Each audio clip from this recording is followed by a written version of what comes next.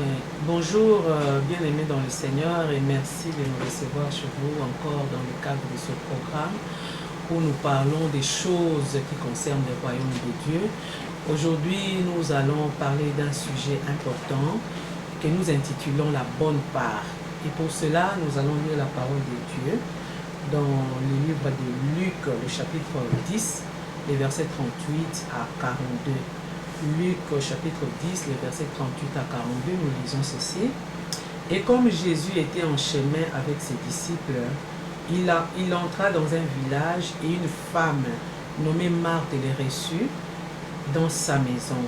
Elle avait une sœur nommée Marie qui, s'étant assise aux pieds du Seigneur, écoutait sa parole. Marthe, occupée à divers soins domestiques, survint et dit: Seigneur, cela ne te fait-il rien que ma sœur me laisse seule pour servir? Dis-lui donc de m'aider. Le Seigneur lui répondit: Marthe, Marthe, tu t'inquiètes et tu t'agites pour beaucoup de choses. Une seule chose est nécessaire. Marie a choisi la bonne part qui ne lui sera point ôtée. Amen. Amen. Dans ce texte que nous venons de lire, nous voyons l'histoire des deux sœurs de Lazare, Marie et Marthe. Pour les lecteurs de la Bible, c'est une histoire qui est vraiment courante, et cette famille-là avait reçu la visite du Seigneur. Et quand le Seigneur était là en train de partager la parole comme dans ses habitudes, Marthe, comme toute femme qui reçoit les gens dans sa maison, elle était occupée à préparer quelque chose là pour ses invités. Et pendant ce moment-là, sa petite sœur Marie, était assise au pied du Seigneur. Et Marthe vient comme pour faire une reproche au Seigneur. Elle dit: Seigneur, comme nous avons lu tout à l'heure, regarde ma sœur Marie plutôt, au lieu de m'aider, elle vient s'asseoir. Est-ce que tu ne peux pas lui demander de venir m'aider? Mais dans ce texte, j'aime la réponse du Seigneur. Le Seigneur, sans faire trop de reproches à Marthe, le Seigneur appelle Marthe par son nom 2 fois, comme pour insister. Et le Seigneur dit: Marthe, tu t'inquiètes et tu t'agites pour beaucoup de choses. Une seule chose est nécessaire. Mais nous voulons parler de la bonne part. Vous savez, sur cette terre, nous faisons beaucoup de choses et nous sommes appelés à travailler. Si le Seigneur nous a donné la force, c'est pour que nous puissions utiliser cette force-là pour travailler. Gagner, c'est une bonne chose. Gloire à Dieu pour le travail. Nous nous inquiétons pour fonder une famille, avoir un conjoint et faire beaucoup de choses que les gens font sur la terre, que nous faisons. Oui, c'est merveilleux que d'avoir une famille, de travailler pour s'acheter une maison, une voiture, toutes les choses que nous pouvons avoir sur la terre. Mais je fais un constat, c'est que toutes ces choses que nous recherchons activement, un jour nous sommes appelés à nous séparer avec ces choses-là. Et nous devons nous séparer avec nos biens. Un jour, nous devons les laisser. Et c'est triste que même nos enfants, notre époux, il y a un jour qui vient où nous devons, le mariage se termine par la mort, comme la Bible le dit. Et donc, mais il y a une part que l'homme ne peut pas perdre. Et c'est cette bonne part dont Jésus parle dans cet épisode de la parole de Dieu. Le Seigneur dit à Marthe: Marthe, tu t'agites et tu t'inquiètes pour beaucoup de choses. Une seule chose est nécessaire. Et cette chose-là, c'est ce que sa sœur Marie a fait. Cette chose-là, c'est de s'asseoir au pied du Seigneur et de recevoir instruction. De s'asseoir au pied de Jésus-Christ, de l'écouter. Le Seigneur lui-même a dit dans sa parole: l'homme ne vivra pas du pain seulement, mais de toute parole qui sort de la bouche de Dieu. Bien-aimés, nous devons, au milieu de nos activités, au milieu de cette vie que le Seigneur nous a donnée, au milieu de l'activité que nous faisons,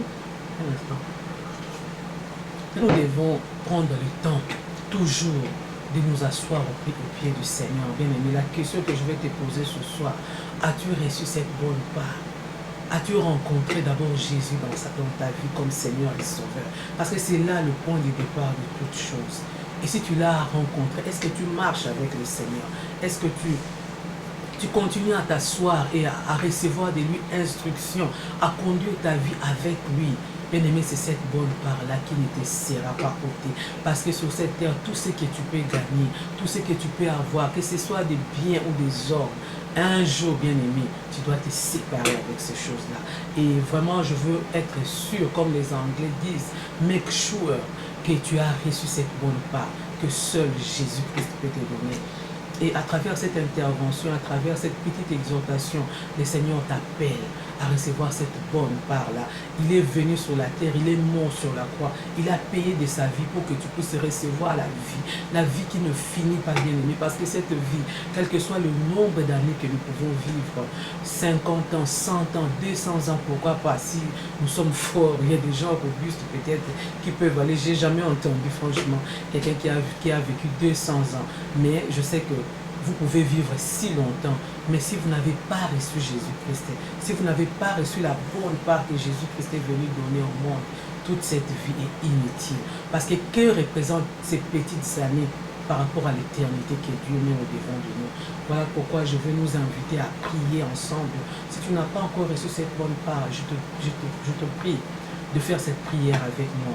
Juste répéter cette prière que je fais, mais considère les mots que tu dis. Et si tu fais cette prière de tout ton cœur, quelque chose va se passer dans ta vie. Et si tu l'as déjà reçu, bien aimé, cette exhortation s'adresse à toi aussi.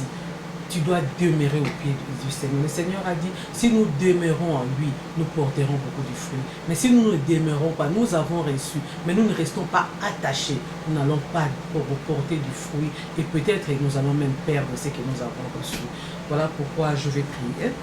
Je vais prier avec celui qui a écouté ce message. Je vais prier avec celui qui a compris qu'à travers ce message, Jésus-Christ est venu frapper à la porte de son cœur. Je vais prier avec la personne qui veut recevoir ce soir la bonne part. Je sais que Dieu est fidèle et qu'il est derrière sa parole pour l'accomplir. Prions. Éternel notre Père, nous disons merci pour cette parole.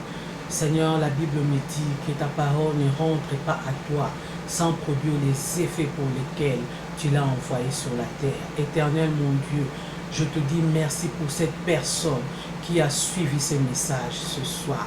Et je prie, Seigneur, pour que tu puisses le rencontrer. Maintenant, bien-aimé, tu peux répéter cette prière après moi.